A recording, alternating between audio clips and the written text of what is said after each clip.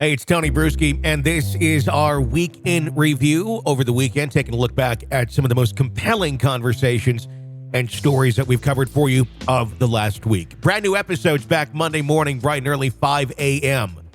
here on the podcast. This is the Hidden Killers podcast with Tony Brueski. Featuring author, psychologist, and daily contributor, Siobhan Scott. Former Suffolk County Police Chief James Burke.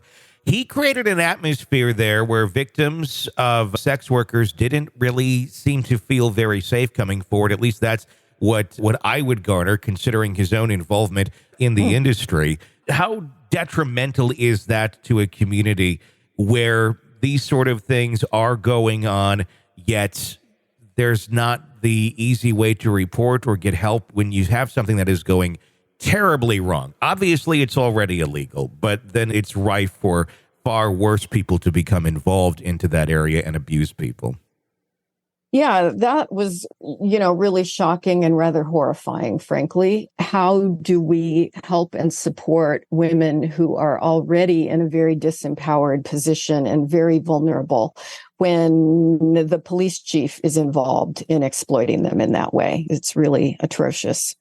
I mean, it really is. I mean, people like this don't live in a bubble either. There's obviously more Rex Heuermans out there, not just in Long Island, but throughout the country. And if police won't listen to people like that, what does one do? As we saw in this case so far, particularly on the Hulu documentary that's out there that was put on by TMZ, where we saw someone who knew one of the women very well, identified the vehicle she went into, even recognized Heuerman. And it was, in fact, the same type of vehicle that Heuerman was known to drive, reported it, but no one took a listen. I imagine this happens in many places.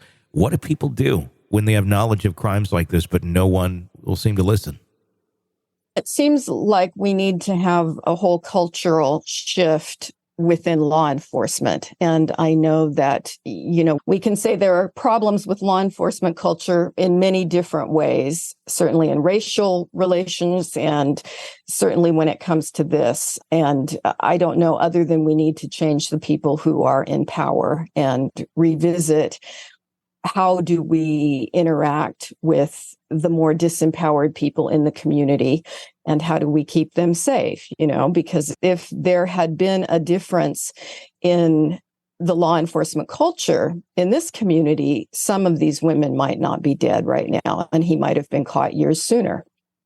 Obviously, I know you're not in law enforcement. Our audience knows that. But I'm curious to get your take on this, if you ever witness it happening. If you have witnessed it, what your thoughts are when you see local law enforcement that has a problem going on. There's larger forces that come in, the FBI saying, hey, we want to help you in these investigations. We have resources. We can take a load off. And when local officials push them away, we know that there's interdepartment politics and things of that nature where egos collide.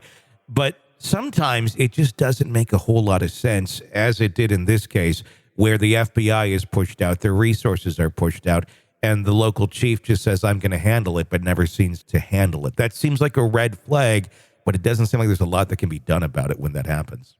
Yeah, it's really disturbing. And we've seen that in so many of the, awful cases where many people have been killed. The Golden State Killer in California, there were all these different, local jurisdictions investigating the cases only in their community, but they were intentionally, in some cases, choosing not to share information with each other. So all the guy had to do was, drive 10 miles over into the next community and commit more rapes and murders over there, and the dots were not being connected. And again, it's something that allowed him to get away with this for years. And we need to do a better job, and we certainly need to include the FBI, and everybody needs to get over their egos and work together.